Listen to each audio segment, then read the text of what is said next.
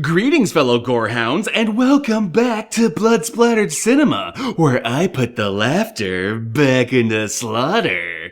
And this week we're taking a trip way back to the golden age of the independent splatter film. The deadly spawn. A meteor crashed on Earth. No one knew the mystery of the mutant spores inside. Well, I don't know about that, because I'm pretty sure these two know, on account of them being dead soon.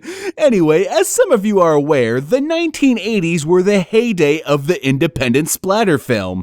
More and more people were slapping together gnarly labors of love on shoestring budgets with a higher potential of theatrical release than ever before. And in 1980, a group of crazy-ass Jersey dudes set out to make such a feature. But their journey was anything but easy. It took 3 long years, a few broken friendships, and a whole lot of reshooting. But the deadly spawn did come to be, and the world was never the same again. So grab yourselves an exploding head and be sure to forget your indoor voices, because this week's creepy crawly creature feature is none other than Return of the Aliens, otherwise known as the Deadly Spawn.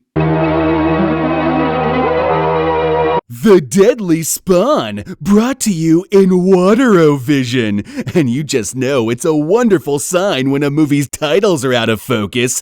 Got to love that 16mm print! So a meteorite crash lands somewhere in the land of the lost, awakening 2 campers in what I totally believe is not just someone's backyard, and all of a sudden I get a pretty strong blob vibe from this flick. Nice! I definitely dig myself a good B-movie throwback once in a while, so here's hoping this film delivers. He should count himself lucky. Not many people get to die by flatulence. Oh no, I'm dying. Time to reach for this tree. But first, gotta switch into my tree grabbing shirt. Continuical. But screw that guy, because it's time for John Carpenter's The Thing by way of shadow puppet theater. Well, there's no way this one is gonna be overshadowed by E.T. Elsewhere, on the set of what is obviously Beetlejuice, a couple awakens from their nightly slumber, and we briefly witness the film's only on-screen nudity. Oh, you can't be serious. It's miserable out. So it's a little wet. Miserable? I don't know about that. According to this shot, not 20 seconds earlier, it's a clear blue morning. Oh well, no time to dwell on the minute details, because someone's about to venture into the dark, damp basement where sunshine and lollipops surely dwell. Help! I'm being eaten by the shadow of a really large penis! Scratch that. 2 large penises. Penises? Peni? Penalia? Whatever. Either way, it's a clear-cut case of a double dickicide. The wife upstairs, Barbara, decides that despite the abnormally sudden weather pattern, she still wants to go into town. So she goes to grab her husband when she stumbles across the light bulb from Evil Dead, and also the water drain from Psycho. Cool. By the by, this is neither here nor there, but I love the inconsistent dampness between these 2 shots, because continuity is for the weak.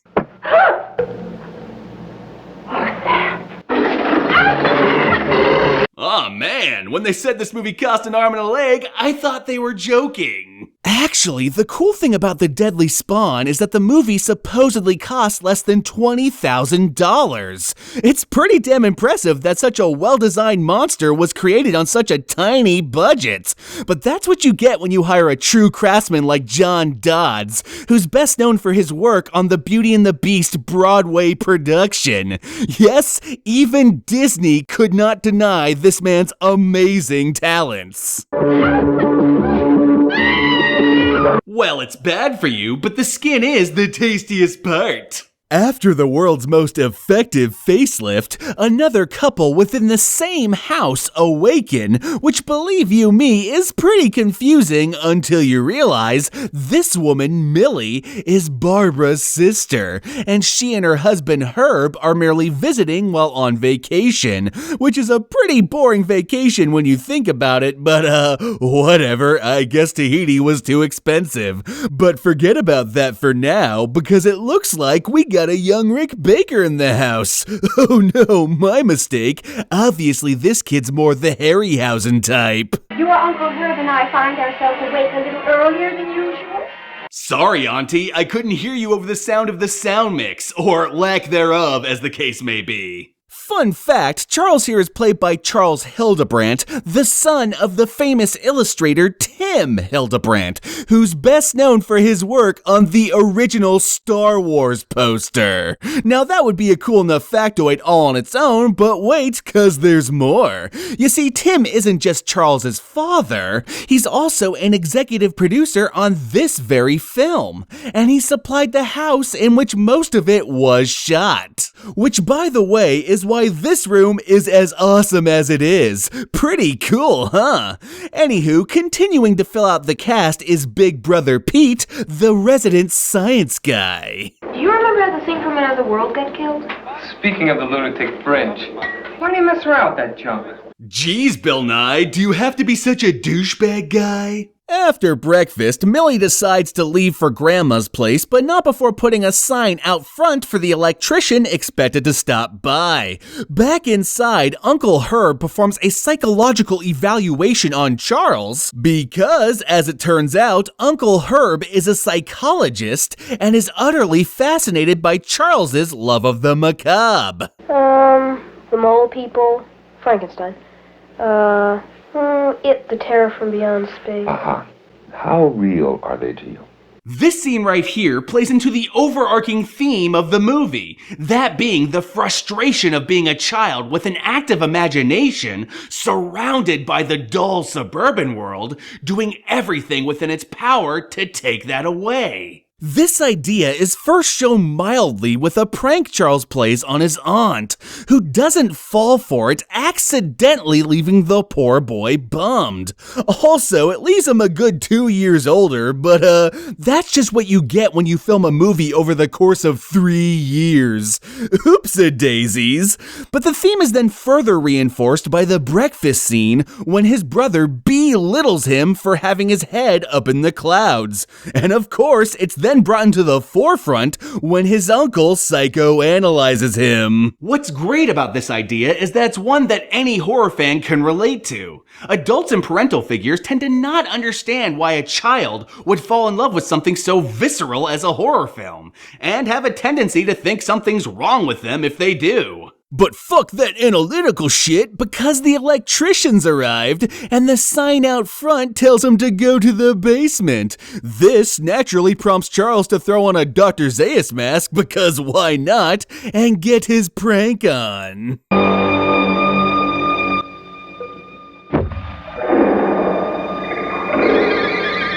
Jeez, kid, what an awkward time to have a wet dream. From the shadows, the deadly spawn reveals itself, as well as its many spawnlings, who are either feasting upon the electrician's flesh or humping him vigorously.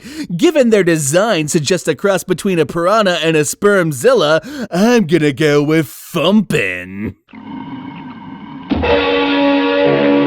Fun fact, that head is currently owned by Gene Simmons of Kiss fame, and it was given to him during a Fangoria interview in 1983 by none other than Tim Sullivan, the director of 2001 Maniacs. And the reason Sullivan had the head in the first place was because he was a PA on this very film.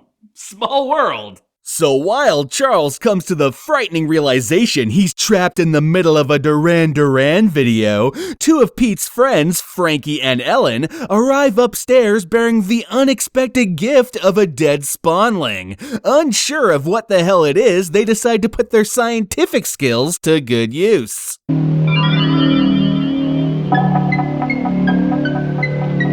Somewhere Guillermo del Toro is masturbating furiously. Hey, Charles, I hate to break it to you, but, your mom's seriously losing face here. But enough about that, because Charles is still trapped by Macho Man Randy Savage's deadly scrotum. Thankfully, though, he discovers the spawn reacts solely to sonic vibrations. Deadly spawn is ready. I got you for 3 minutes! 3 minutes of chew time! Elsewhere, Aunt Millie meets up with Grandma Bunny, who informs Millie she's preparing food for a vegetarian luncheon. But unbeknownst to both of them, the Spawnlings are preparing for a luncheon of their very own. Ah yes, the fine art of camouflage. Totally nailed it. Though I do appreciate how you can plainly see the mechanism controlling the spawn. Oh, practical effects. Even when you fail spectacularly. Meanwhile, on the latest episode of Bill Nye the Douchebag Guy. You always know everything. Why couldn't something come from outer space anyway? Because it's impossible, that's why. Yes, it is entirely impossible for anything to come from outer space, because as we all know, space is made up of billions and billions of nothing. You're a lot smarter than he is. Maybe, in some ways. So what? Brains aren't everything. Whoa, yeah, I know.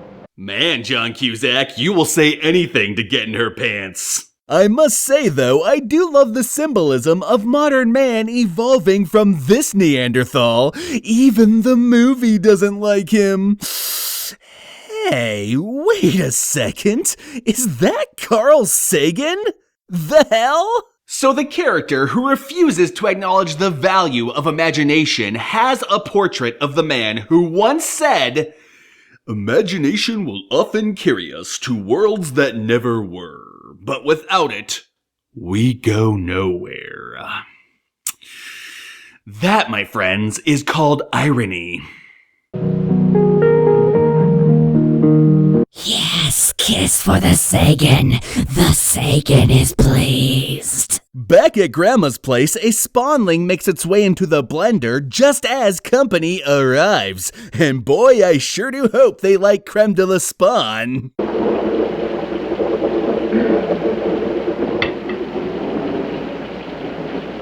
Okay, this movie isn't perfect by any stretch of the imagination, but that lady's reaction fucking is. Unfortunately, though, the vegetarian luncheon is completely ruined when the carnivores arrive in full force. Someone call Life Alert! I've fallen and the deadly spawn are eating my face!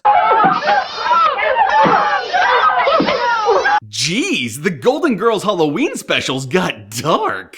Back at home, Pete and his friends report their strange scientific findings to Uncle Herb, only to discover a homage to Ridley Scott's Alien.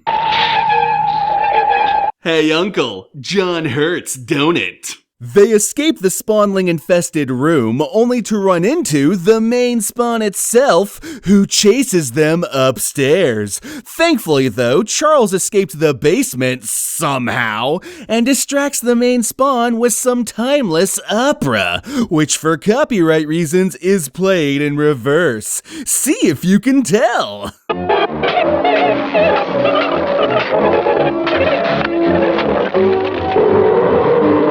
You know, I'm starting to get the impression that this movie is a lot like E.T. if instead of Steven Spielberg, it was directed by Stephen King on all of the cocaine. Actually, the best part about this scene is that the spawn catching on fire was a complete accident. Yet it looks so cool they rolled with it anyway. And thank the horror gods they did, because holy shit does it look awesome. But unfortunately, the fire eventually burns out, just as one of Pete's friends, Kathy, arrives fashionably late.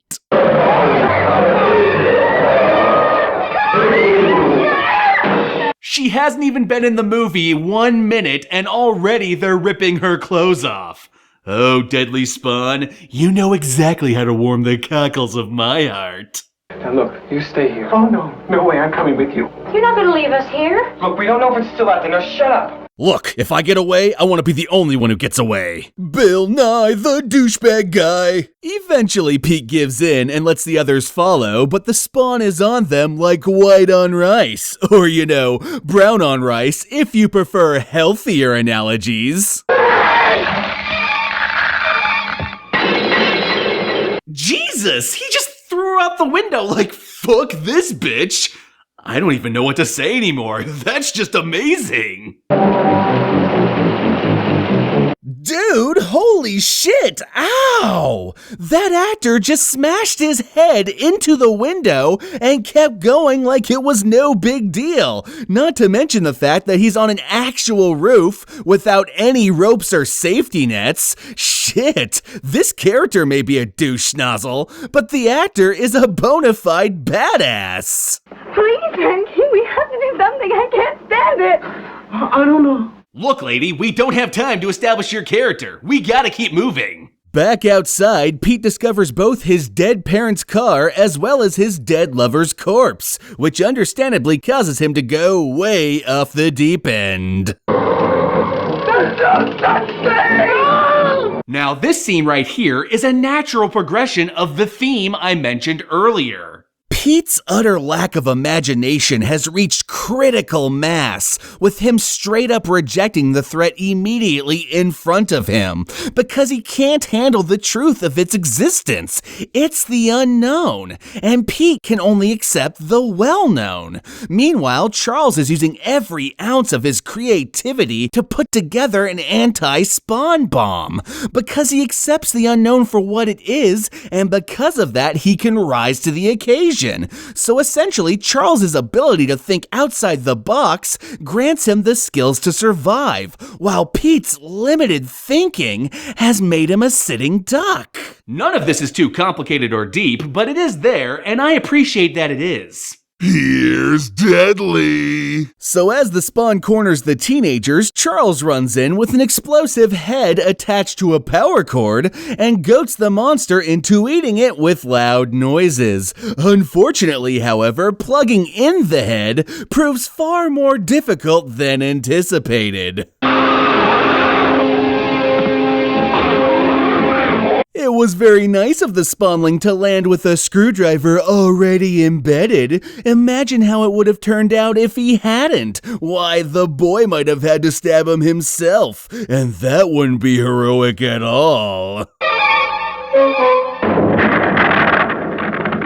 Now that might look like the natural end to the movie, but there is actually just a tidbit more to go. After a badass dissolve straight out of Night of the Living Dead, we're taken to a cleanup sequence where folk from all over town pick off the remaining spawnlings one by one. Hey, wait a minute! That's the electrician from earlier in the movie! Did he survive somehow? Or is the actor playing a completely different character entirely? That's just confusing. Look, that's touching and all, but her hair is caught in that door. You might want to fix that. Also, thank you for including this shot of the film crew packing up. Totally maintains the cinematic illusion. Anyway, later that night, Officer Eli Roth here senses a disturbance in the deadly force. The hills are alive with the sound of deadly. Oh man, the Deadly Spawn. That sure was a movie. The Deadly Spawn is a film that I admire if only because it has the audacity to exist. It's a gory tribute to B cinema, slapped together by a bunch of guys who grew up watching them as kids with a non-existent budget and an inexperienced crew. Hell, they were writing the script as they were shooting it. Like straight up, they would write something and then they would shoot it. Rinse, repeat for 3 fucking years. On top of that, the production was a complete mess. Some days they forgot to bring film to the shoot. Whole sequences were shot out of focus. An actress left in the middle of production, forcing them to write her character out. It's insane. The director, Douglas McEwen, was forced to leave the project after principal photography because he ran out of money to live on. Entire sequences were reshot without his input, and he didn't even know the movie was finished until he saw it in a theater marquee. And to add icing to that cake, the producer, Ted Boas, sold distribution rights to a scam operation who pocketed all the profit. Everyone involved with this production got royally screwed. And yet, here it is, in my hand, completed despite everything. It's nothing short of a miracle, really. But as far as the movie itself goes, it's not without its problems. For one, it's got weird pacing issues, where it objectively moves at a reasonable speed, yet it feels a whole lot slower than it is. This is because it's got a lot of dead air, with one too many scenes playing out in near silence. Sometimes this is effective and builds a suspenseful atmosphere, but other times it's sleep-inducing. The acting is also very middle of the road, but what they lack in talent, they definitely make up for in enthusiasm, so that's good. But let's be honest, if you're the type to seek out the deadly spawn, then what you're really looking for is some awesome effects. And holy shit, guys, this movie has that in spades. So if you want a cheesy splatter movie with some amazing low-tech effects and some great B-movie nostalgia, then The Deadly Spawn is a must-see. Now if you excuse me, I got some critters in my basement in need of eradicating. Peace out, my fellow gorehounds. What the fuck was that?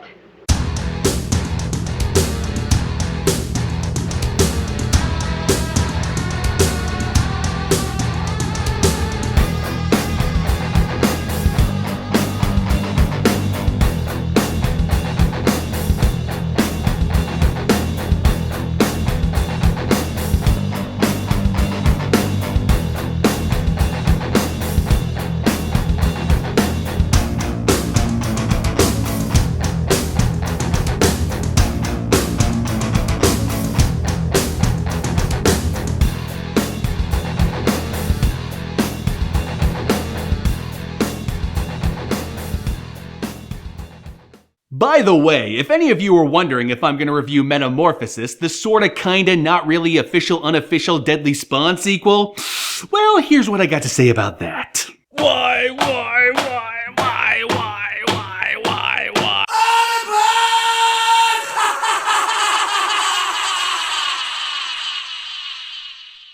Thank you again, my fellow gorehounds, for tuning in for yet another exciting episode of Blood Splattered Cinema. As per usual, like, comment, subscribe, and be sure to follow me on Facebook as well as my Twitter account @TheHorrorGuru. Also, check out my website, www.bloodsplatteredcinema.com, which has some episodes not available on my YouTube page. And starting real soon, you'll be able to find my videos on thatguywiththeglasses.com. Yes, that's right, I got picked up by Channel Awesome, and yes, it's pretty fucking awesome. So, expect some big things coming for this show real soon. And with that, I bid you adieu.